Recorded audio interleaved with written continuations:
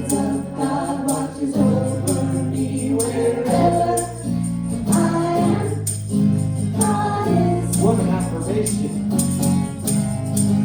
The light of God surrounds me. The love of God enfolds me. The power of God protects me. And the presence of God watches over me wherever I am. God is. One more time. The light of God surrounds me. The love of God enfolds me. The power of God protects me. And the presence of God watches over me wherever I am. God is. Wherever I am, God is. Wherever I am, God is.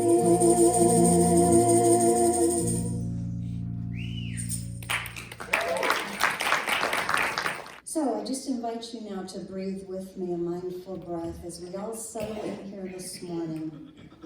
Relax into this beautiful day as we speak our purpose statement together. As an intentional spiritual community, the purpose of CSL is to be a living environment for individuals to realize that we are all unique emanations of God, the love intelligence governing the universe. We embody the truth of our oneness with God, and we consciously practice this truth in our everyday life. Through the exploration of new thought, ageless wisdom, and the energy of unconditioned love, we are dedicated to individual transformation and to being a beneficial presence in the world.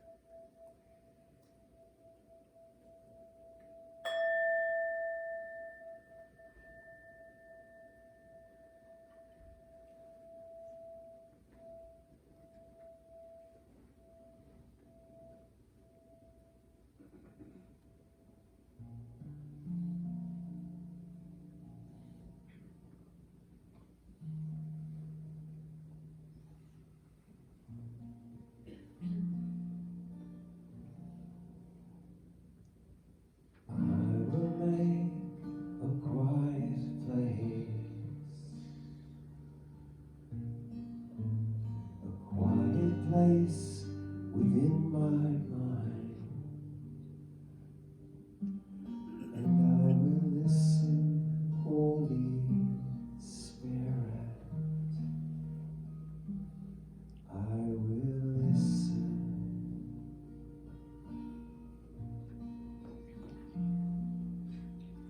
I will make a quiet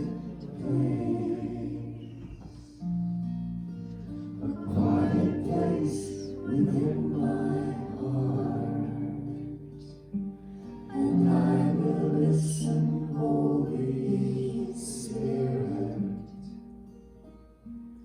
I will listen.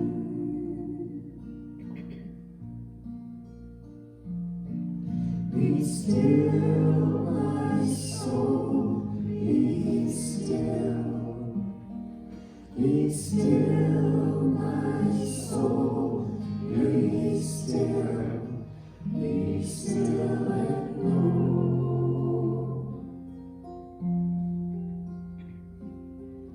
I will make a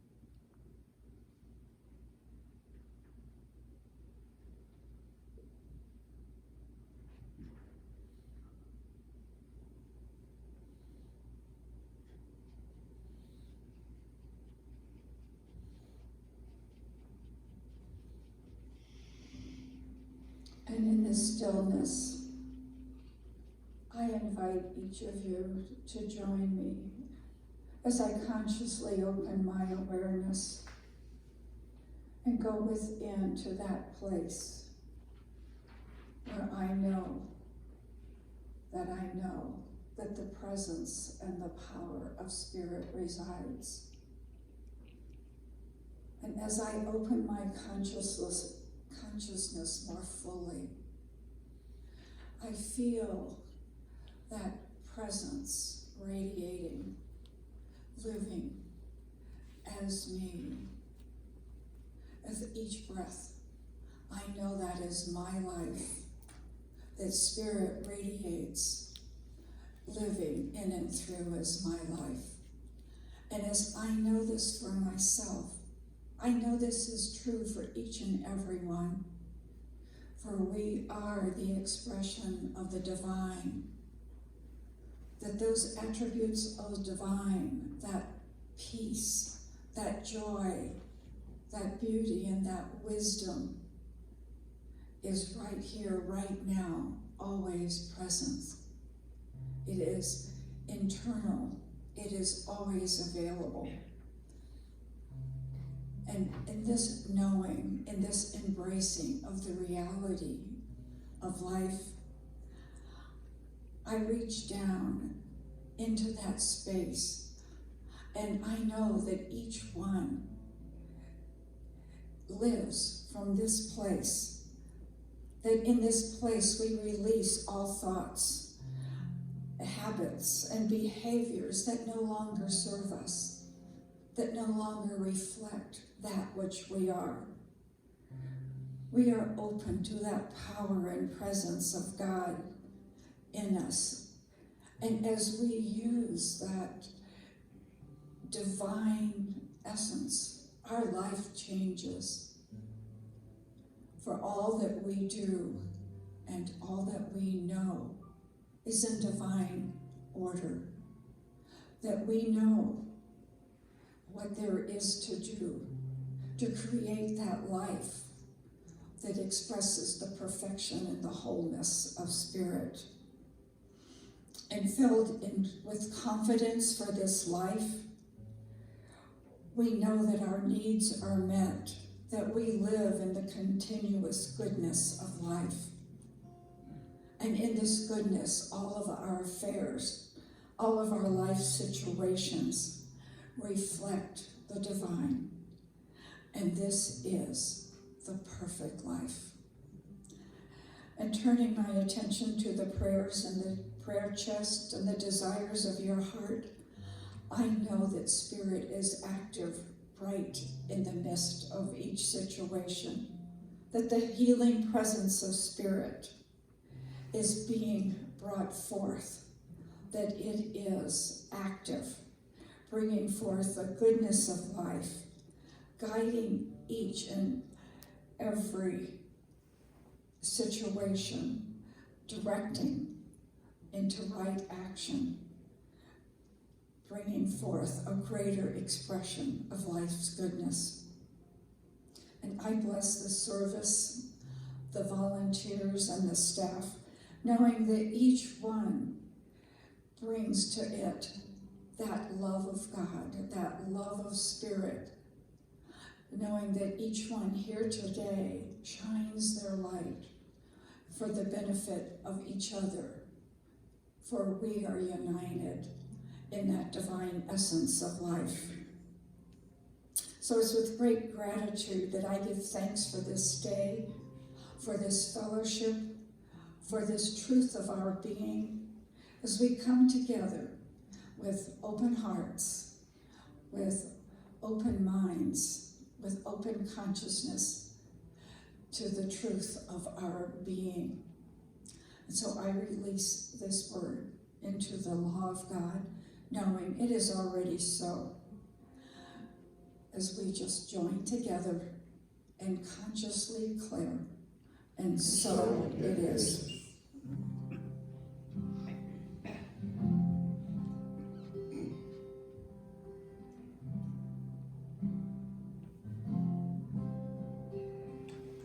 Get ready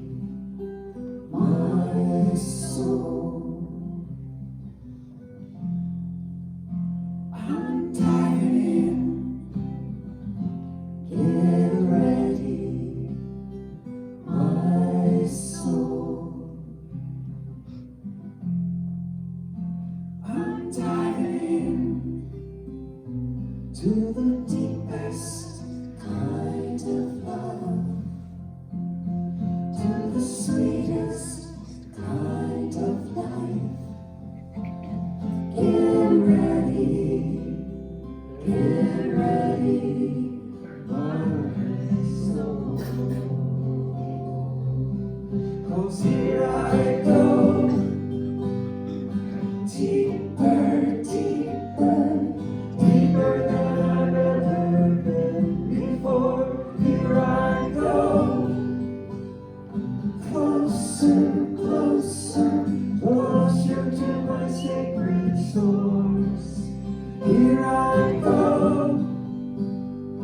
deeper, deeper, deeper than I've ever been before. Here I go,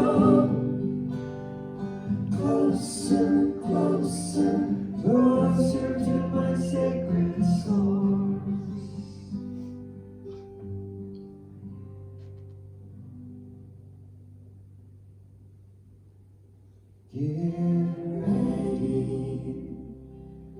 Get ready, my soul.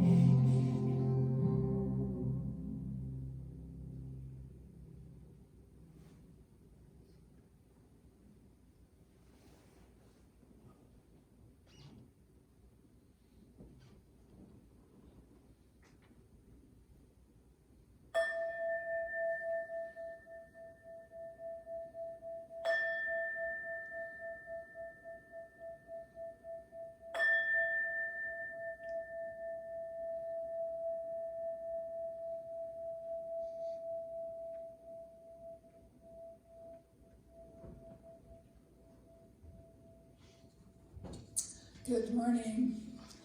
I'd like to call your attention to the prayer chest. If there is anything that is bothering you, something you feel is blocking the fullness of life in the joyful manner you would like it to be, please leave your concerns in the prayer chest, and the practitioner will do affirmative prayer on your behalf this week.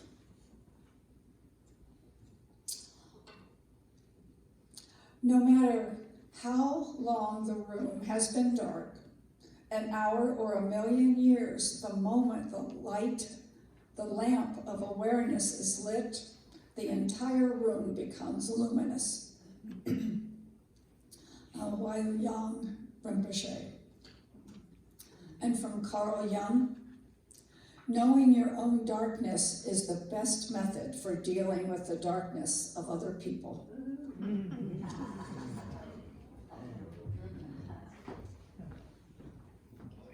Good one, Lou. Good one.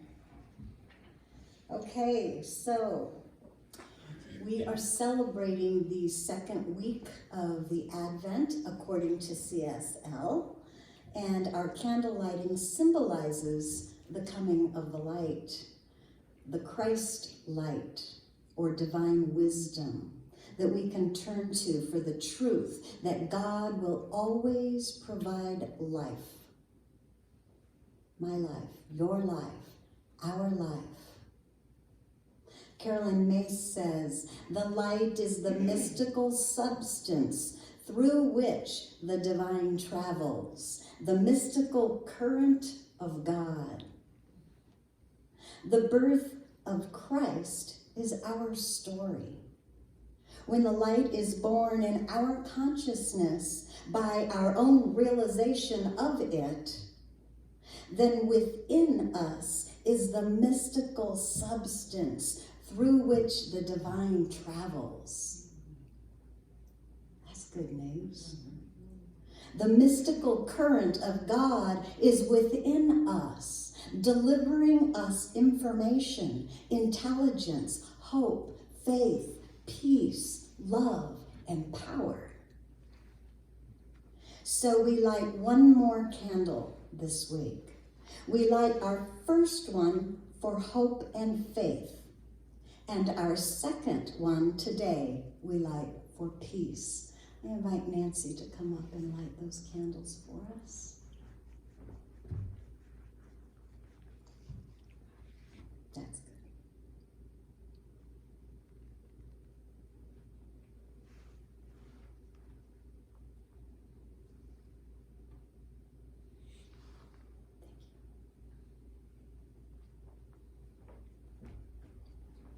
So today our candle is for peace.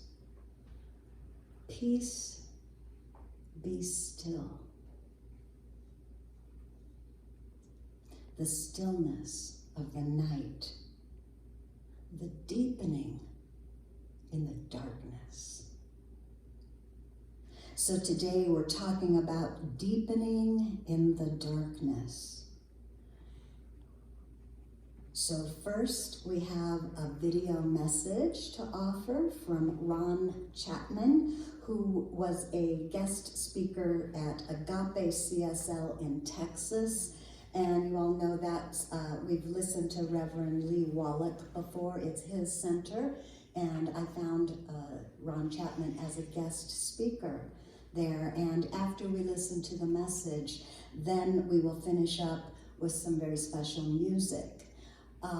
I want to just say a little about the message here.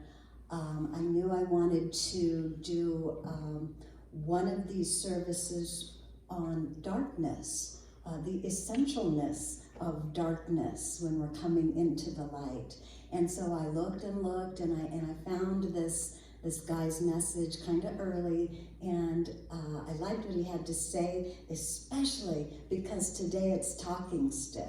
So I think this will give you something to talk about. So we're gonna watch this, but I do want you to know it was a little longer than I wanted, and sometimes he got off on things that weren't pertinent to our center. You know, sometimes that happens. So I took it upon myself to edit a little bit, and I think that the words will run smoothly. Sometimes maybe he jumps in the screen. No worries, it'll all be okay.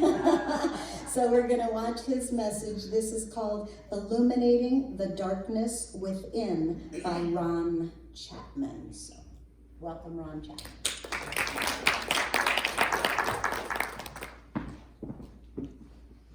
27-year marriage. Really quiet. Never saw it coming. Literally, she's cast aside with no resources. She had a daughter who was early adolescence, didn't know how she was going to manage, and she was devastated, absolutely devastated. She also happened to be in recovery, which there are undoubtedly some of you in the room, and I am too. Part of my foundation is 12-step recovery, which is really quite miraculous, 33 years ago. But that's not really what I'm talking to you about Carrie. So Carrie came to me devastated, and she does what all of us do. Carrie came to me expecting to be made whole. We had a long conversation, the first of many long conversations, during which time she managed to get in and out of a succession of further relationships, each of which was devastating in its own way. And she was older because she's a beautiful woman. If you met her, you would love her. And yet, instance after instance after instance of damaging situations. So, Just one inside herself, she took a deep breath and said, Ron, I think there's something we haven't been doing. And I said, okay, lay it on me. Because one of my teachers told me, till they ask, don't go there. Till they want it, don't try to teach it. I said, okay, talk to me. She goes, something's broken inside me. And I said, yeah. Now we're ready to do the work. Let's talk about how you're broken on the inside. Because the story on the outside was somehow or another, she kept finding men to treat her like a broken woman. Now, I don't intend to call her a victim. That is not what I'm saying. Please don't mishear me. She was doing the only thing she knew how to do. And in her language, Carrie was showing up as an object. Now, in order to understand that objectification, you have to go all the way back to her childhood, where she grew up in a male-dominated culture. But what happened was she was sexualized. That doesn't mean she was incested. That means she was sexualized. She was treated as a sexual object. She had photos of herself at the earliest ages wearing short skirts because her daddy and her brothers praised her for her legs. When she began to have curves, they praised her for her curves.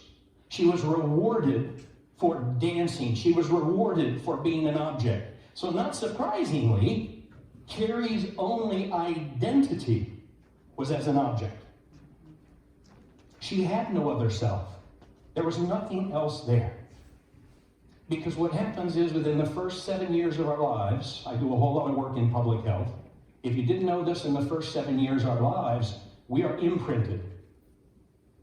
A lot of damage can be done, a lot of healing can be promoted. Don't know. In her case, she had been objectified. So the only thing she knew was to be an object. That meant she'd not gotten a successful education, because of course her currency was objectification. Why have an education?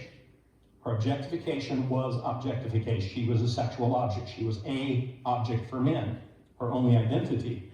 Couldn't find work because she never had to work, because she'd always been taken care of, because she was some guy's object. So she's left with no income.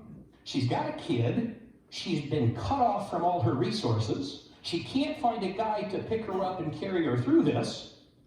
So she is, as we like to say, screwed. Yeah.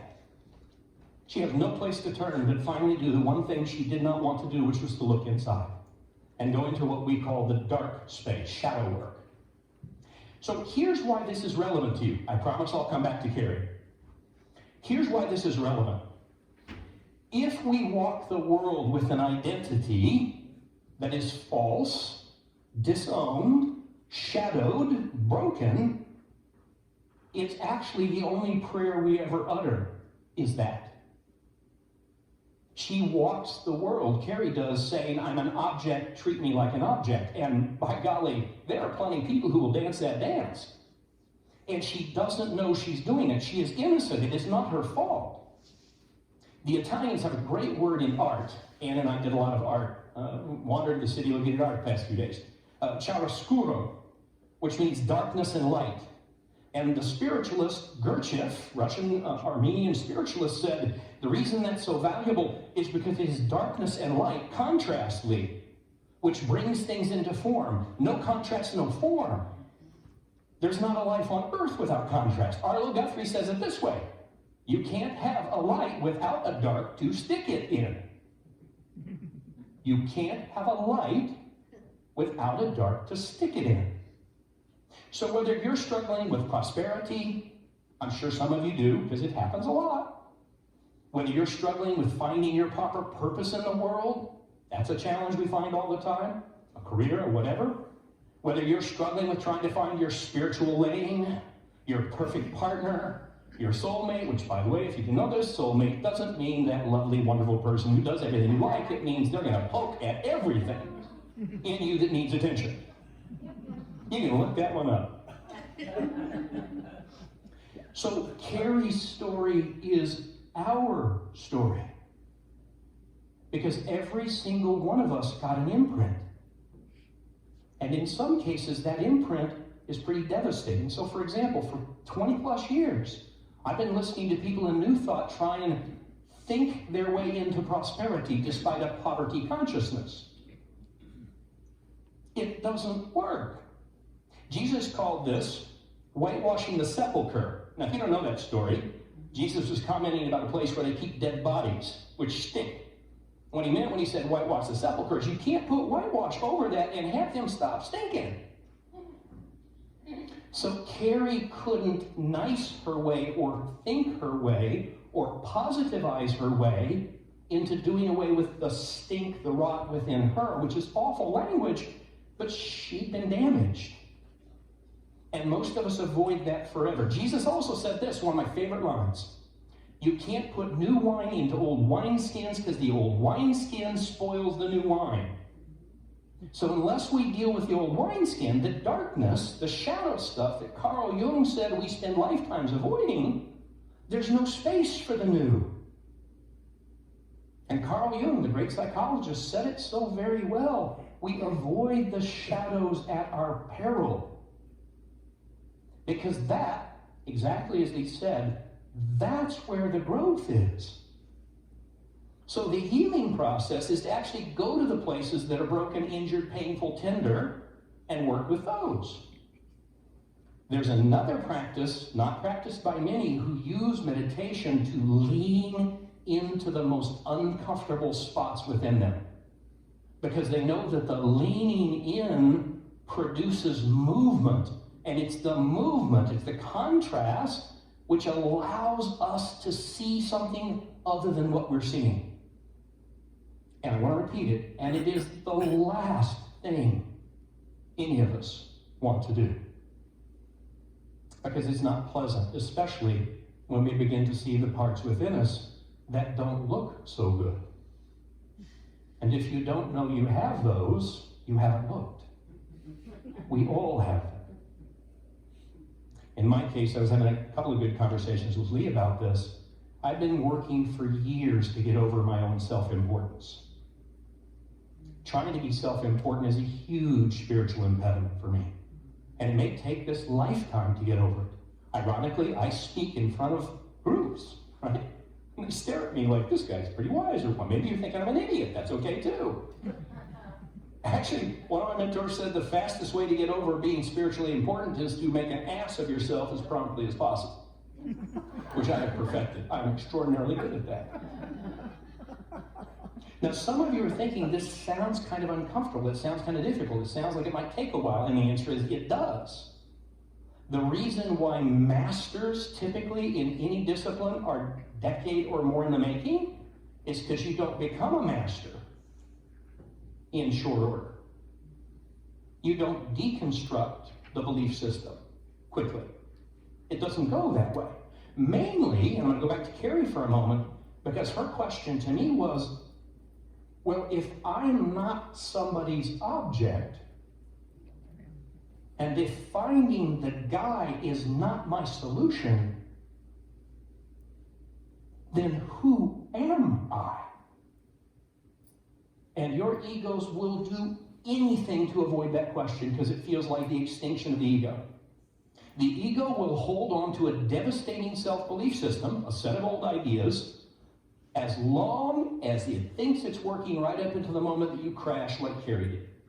So in fact, in the recovery world, we talk about the value of the bottom because we talk about this with a few in my little circle, because most of us don't see the light till we have felt the heat. Most of us don't see the light till we felt the heat. Back to contrast. The difficulties, the darkness, the challenges, the pain, the tenderness is part of the whole. You can't exclude it. It has to be incorporated. We have to engage it because that's where the magic happens. That doesn't mean we don't do positivizing stuff. It means we deal with the old wineskin so there's room for new wine. We work with these blockages within ourselves, the blocks in the eye, Jesus might have called them, because it creates a space for something new to find us. Here's the miracle of it. You don't have to find the light. The light pours in when the darkness diminishes. Ego doesn't like that either because I want to believe I'm my solution.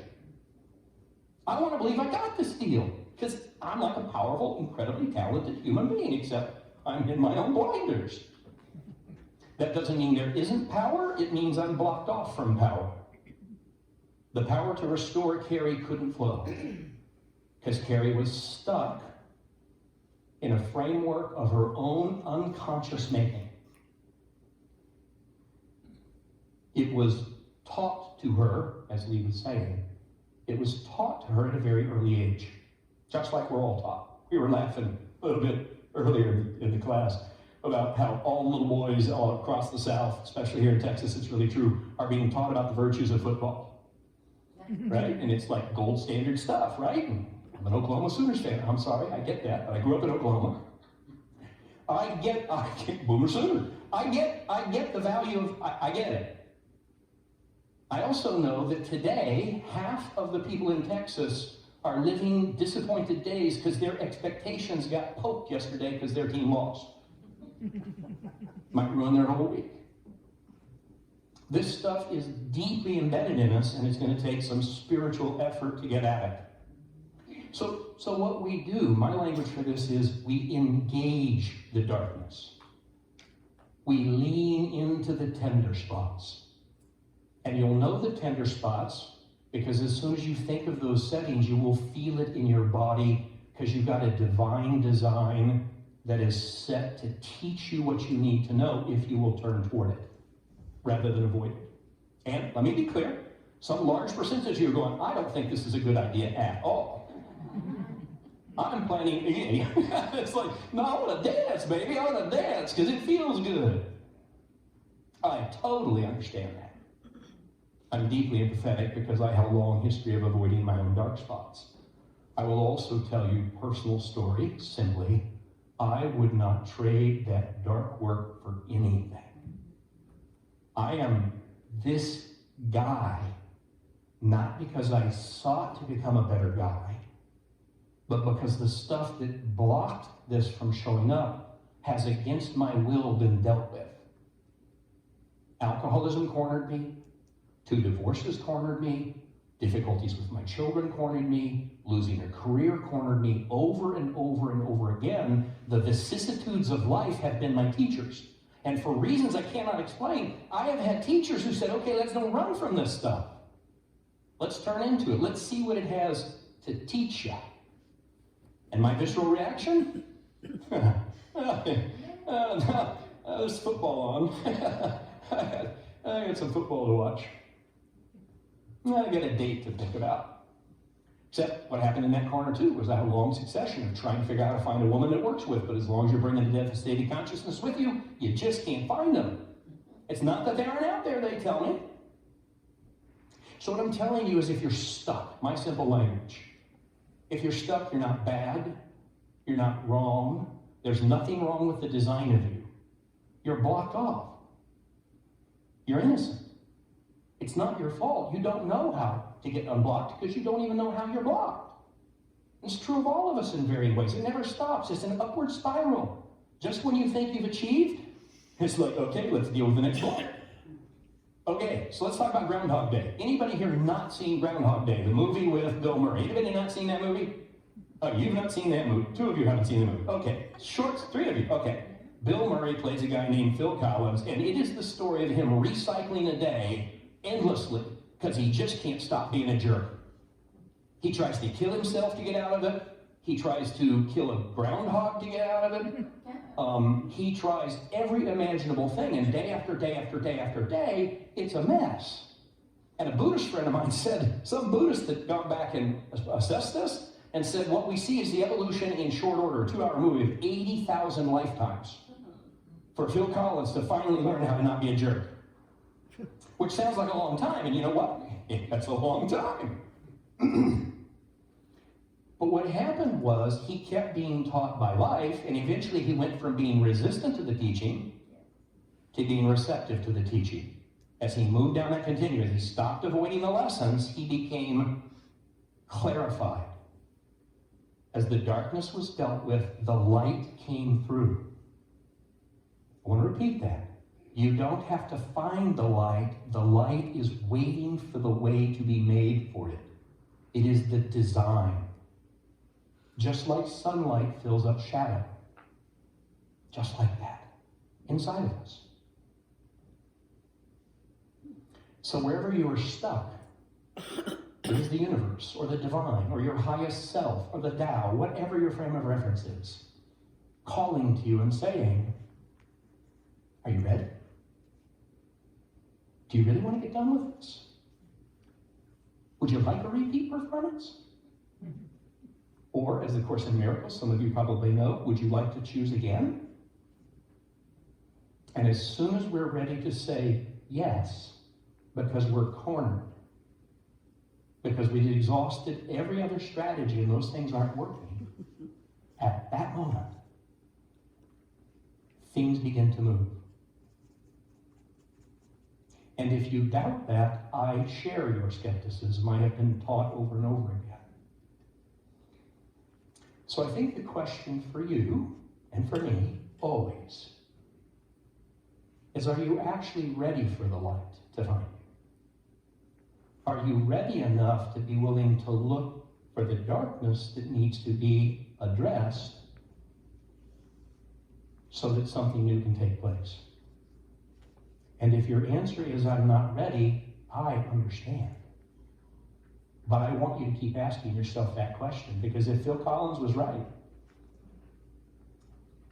resistance gives you 80,000 opportunities to practice. You get to choose. I'm delighted to be here with you.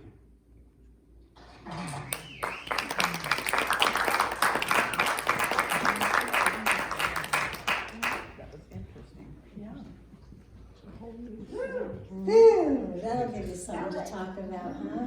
Okay. So, put that slide up there.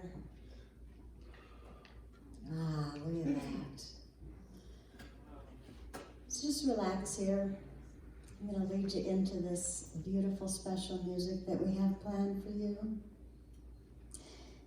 In the holiest of nights, within our own darkness, we have the ability to be born anew of the Christ light. Then we find our old ways of the world, our errors in our thinking. They fall away as they can no longer live in the light. Like the darkness in a room dissolves when we turn on the light. The Christmas story is our story. And if we want to transcend our own darkness with light, we must first acknowledge it and see it for what it is. Undeveloped potential. Peace, be still. Thank you, God, for the divine night. Thank you for the stillness of peace present in the dark womb of creation. Out of the darkness, the light is born within me.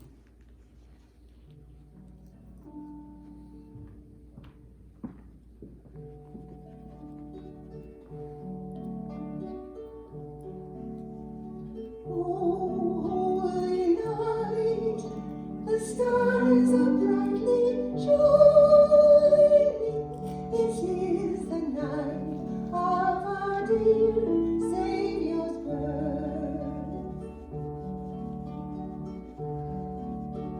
Long lay the world in sin and ever pining, till He appeared and the soul felt its worth. A thrill of hope, the weary world rejoices, for yonder waits a new and glorious morn. Fall on your knees, oh, hear the angel voices, oh, night divine, oh, night when Christ was born, oh, night divine, oh, night divine.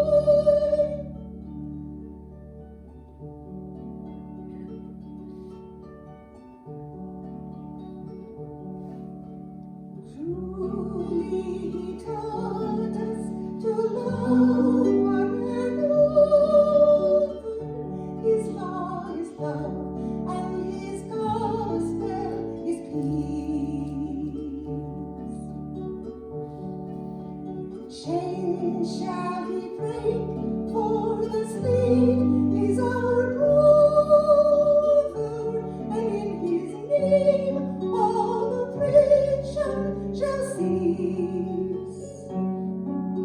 Sweet hymns of joy in grateful chorus raise we, let all within us praise His holy name. Christ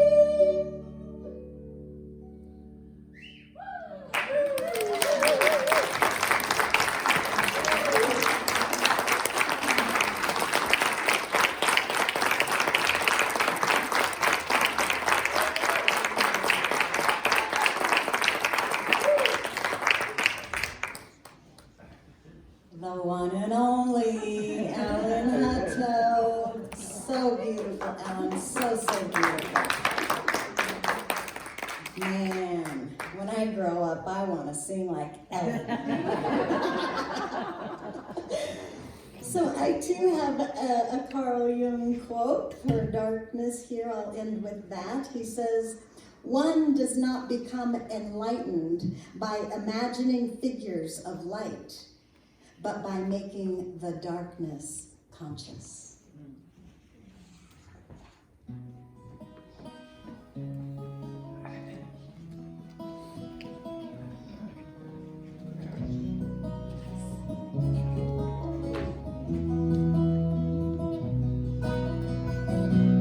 God, you are every mountain. God, you are every ocean. God, you are every canyon, every inch of earth and sky. God, you are every morning. God, you are every midnight.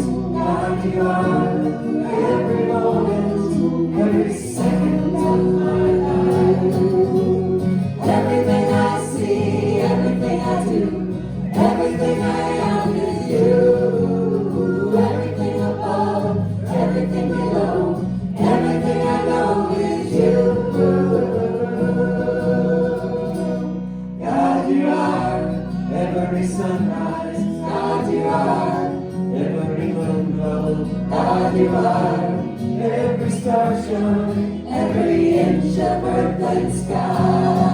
God, you are every springtime. God, you are every snowfall.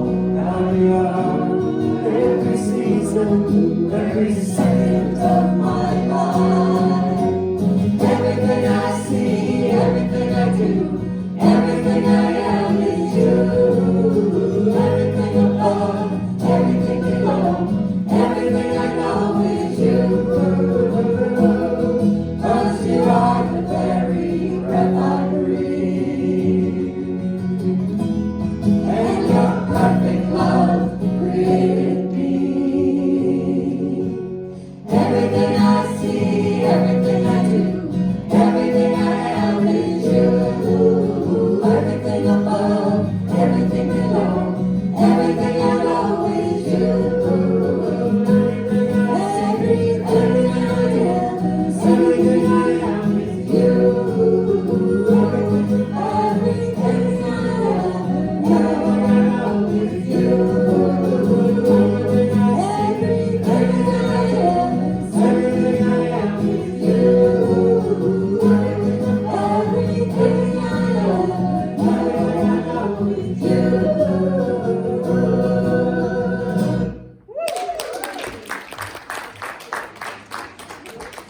As the ushers come forth, this is our time to consciously participate in the now circulation.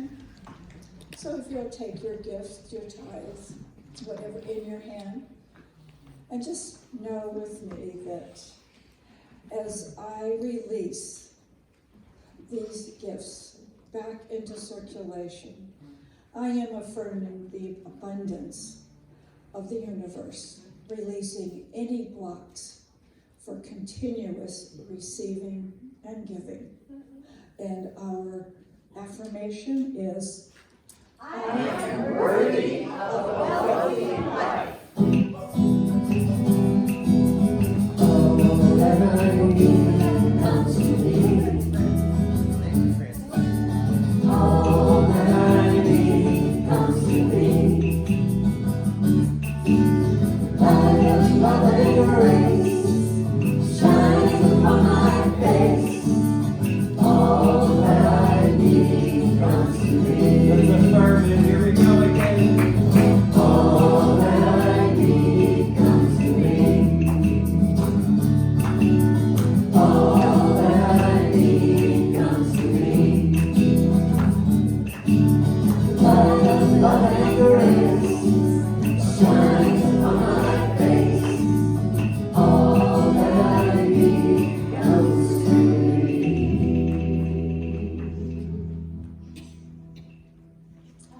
and in great thanks for the circulation of this good, I know that this goes forth, creating more good in our church, our community, and our world, and so it is.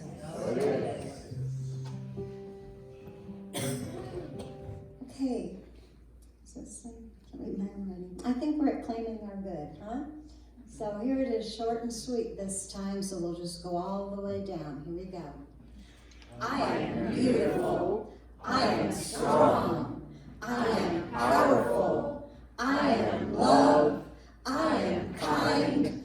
I am light. I'm in the